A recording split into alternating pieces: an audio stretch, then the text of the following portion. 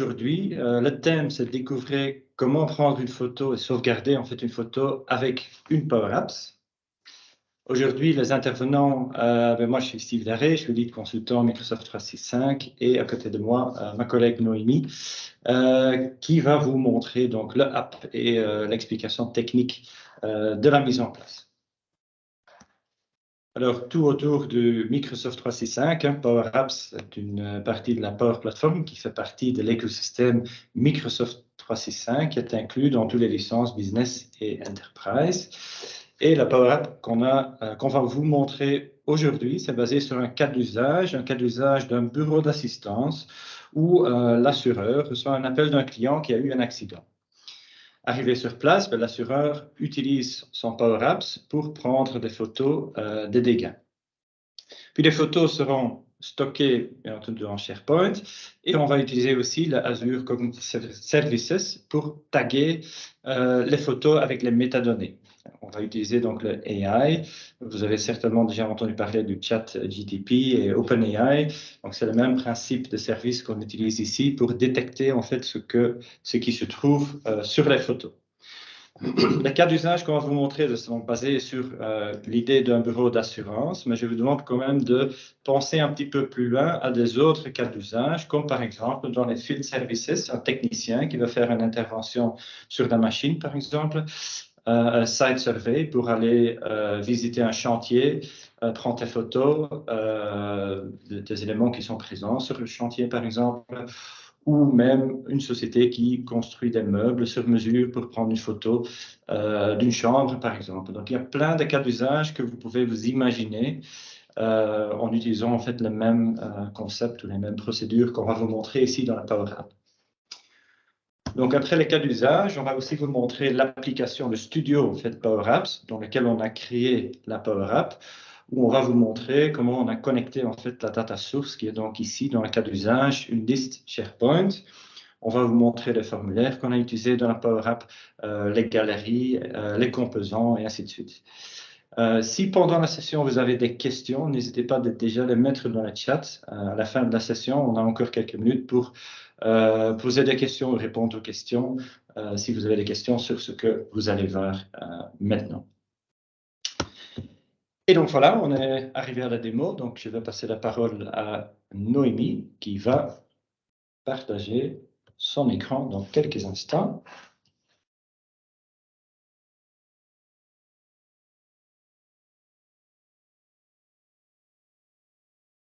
Voilà, je lève la fenêtre Teams. Il y a un petit frise au niveau de l'application, du stream. Je ne sais pas si on a je vais partager, je vois pas. Ouais. Voilà, Okay. Ça a l'air bon. Ouais. Donc ici, on peut voir sur l'application qu'on est sur la page d'index qui liste tous les sinistres qui sont renseignés ici dans l'application.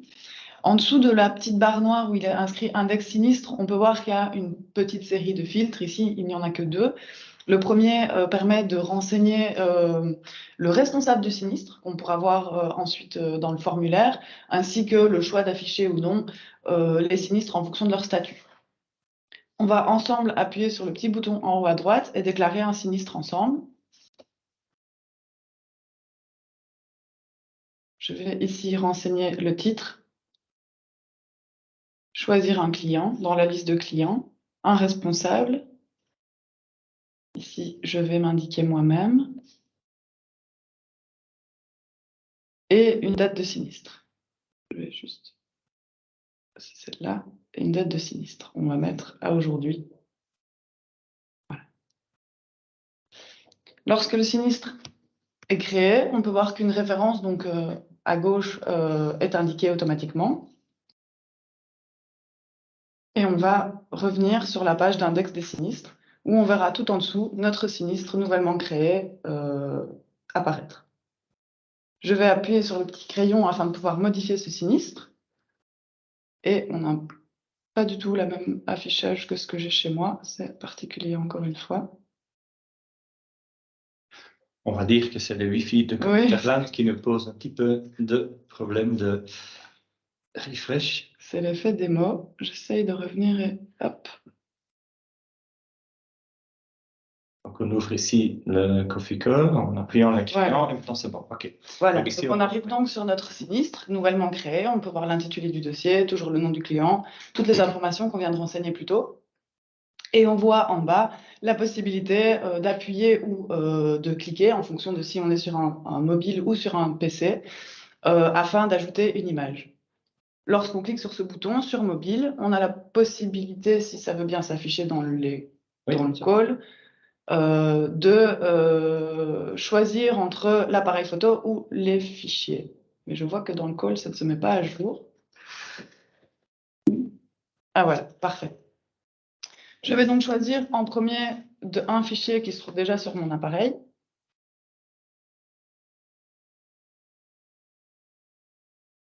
Ça a l'air de suivre ici, et j'importe l'image. Lorsqu'on appuie sur le bouton importer l'image, on pourra le voir par la suite lorsqu'on passera par le Power Apps Studio. Un flux Power Automate est appelé afin, comme Steve l'expliquait tout à l'heure, d'appeler le service Azure Cognitive Service afin de pouvoir identifier ce qui se trouve sur la photo.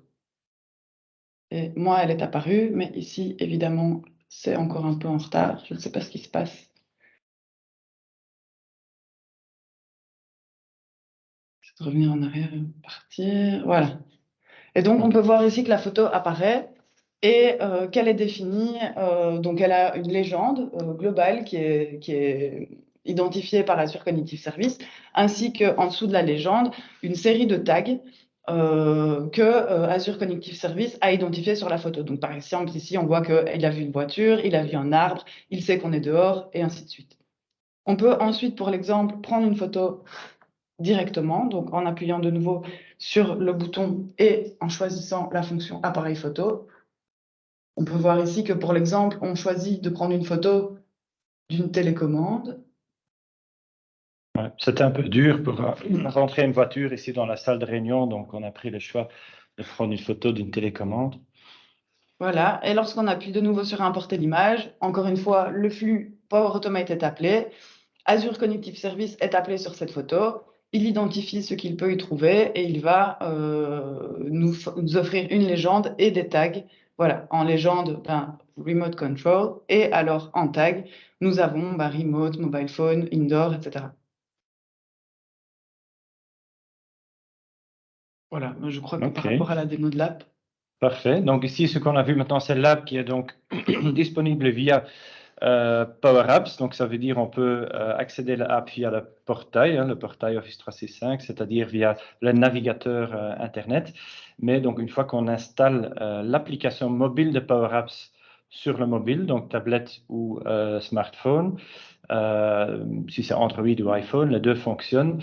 Une fois que c'est installé, là, on peut aussi démarrer la app et ça fonctionne en fait juste comme une app native sur vos appareils mobiles. Donc, l'idée ici, c'était le cas d'usage. L'assureur va sur place, prendre des photos et de façon automatique, la photo est enregistrée sur le SharePoint, ce qu'on va vous montrer maintenant. Donc, ici, on va ouvrir maintenant le studio Power Apps pour voir comment on a construit cette application.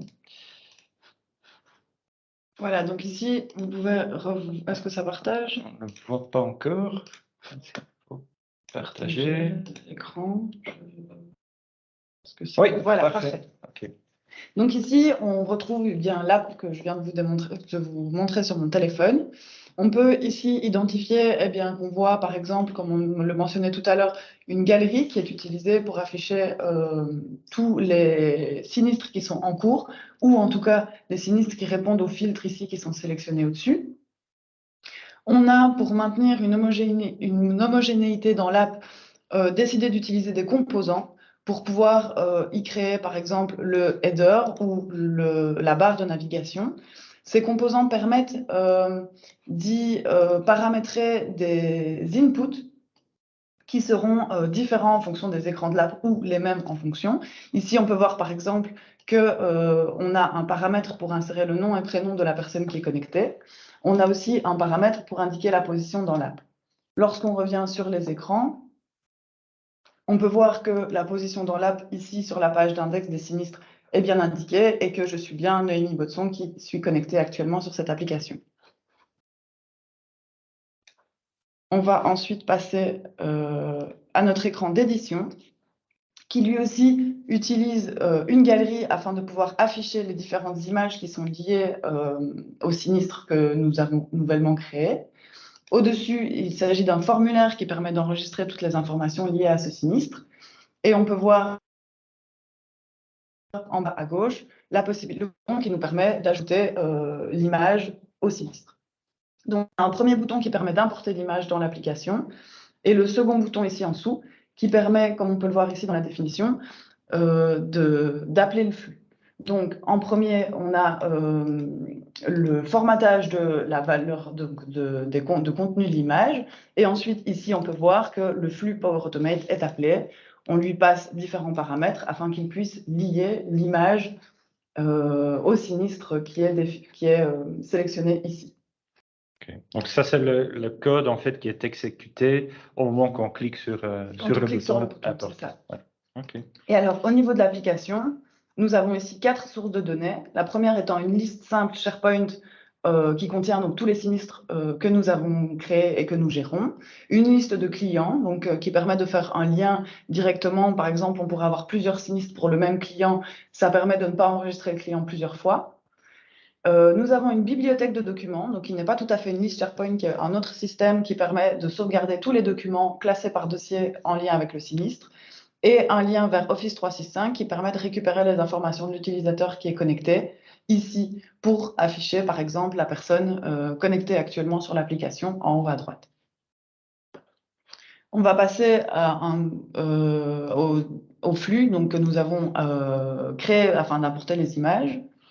J'actualise pour avoir l'image que nous avons importée ensemble il y a quelques minutes. Et nous avons donc le déclencheur qui permet donc d'être appelé depuis Power Apps via le bouton qu'on a pu voir tout à l'heure. Ici, ce sont des formatages pour récupérer bien l'image. On récupère l'item sinistre qui est en lien avec le fichier. Et alors, on utilise une action créer un fichier SharePoint pour créer un fichier dans la bibliothèque de documents qu'on attend. Ensuite, avec cette image et le contenu de cette image, on peut appeler Azure Cognitive Service en lui passant donc le contenu de l'image et lui va nous répondre une légende, ici par exemple le remote control, la deuxième photo que nous avons prise ensemble, et puis les tags qu'il va identifier sur la photo. On peut voir en plus qu'il a un pourcentage de sûreté, donc de certitude pardon, par rapport à ce qu'il peut découvrir sur l'image, et tout ceci, on va le formater et l'ajouter en tant que métadonnées à l'image qu'on vient d'ajouter. On va pouvoir ça directement dans SharePoint, où on voit ici nos sinistres, les différents sinistres que vous aviez pu voir dans la page d'index. On a rapidement la petite liste client qui permet de lier plusieurs sinistres à un seul client sans devoir réimporter les données à chaque fois. Et lorsqu'on vient sur la page sinistre, on a ici dans la colonne référence un petit lien qui nous permet de rejoindre directement la bibliothèque sinistre documents et d'y identifier les deux images qu'on vient d'ajouter ensemble, par qui elles ont été ajoutées, et ensuite la légende et la tag list de toutes les choses que Azure Cognitive Service a identifiées sur l'image. Voilà.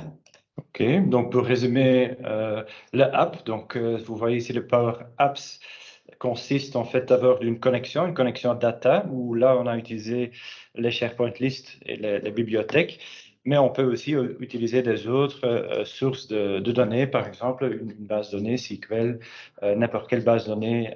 On peut utiliser aussi le Dataverse qui est inclus aussi dans le Power Platform.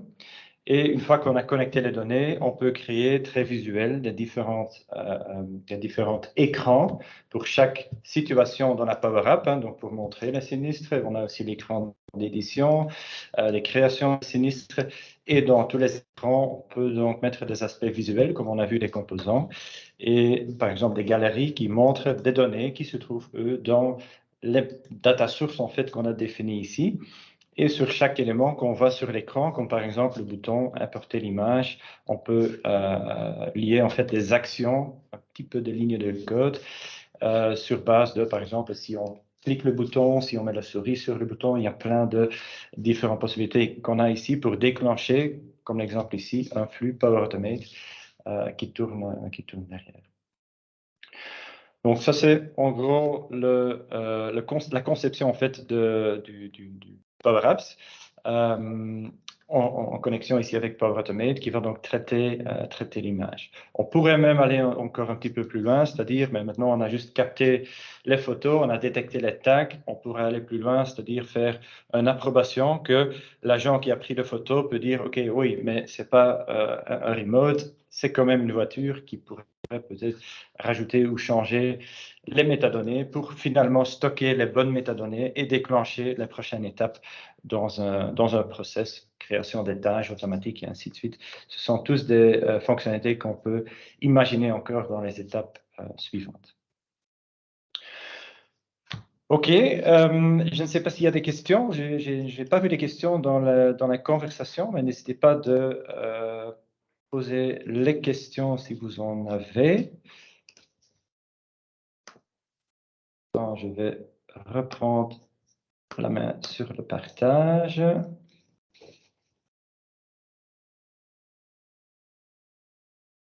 Toujours pas de questions, OK. Ben, je suppose qu'il y a des questions sur ce que j'ai mis sur le slide ici. Donc, au niveau des licences, donc, ce qu'on a montré aujourd'hui, on a utilisé la version basique de Power Apps et Power Automate. Basique, ça veut dire la version qui est, je ne veux pas dire gratuite parce qu'elle est inclue dans la licence que vous payez certainement déjà. Ça veut dire toutes les licences business, même la standard, la basique, là, tout est inclus.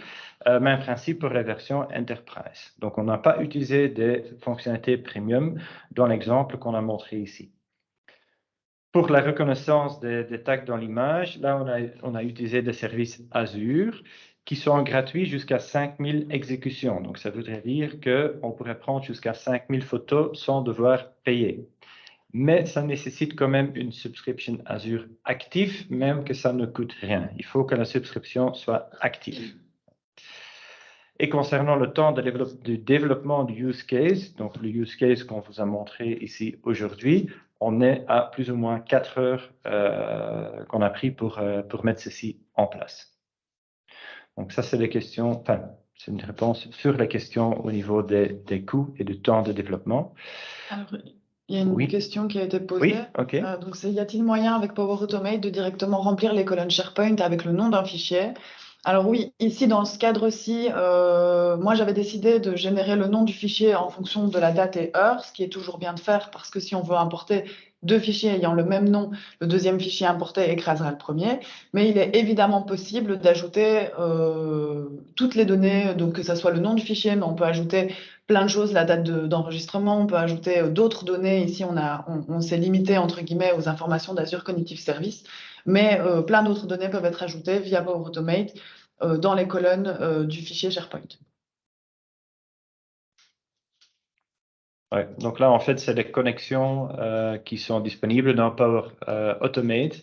Donc, toutes les options qu'on a là disponibles, on peut les utiliser.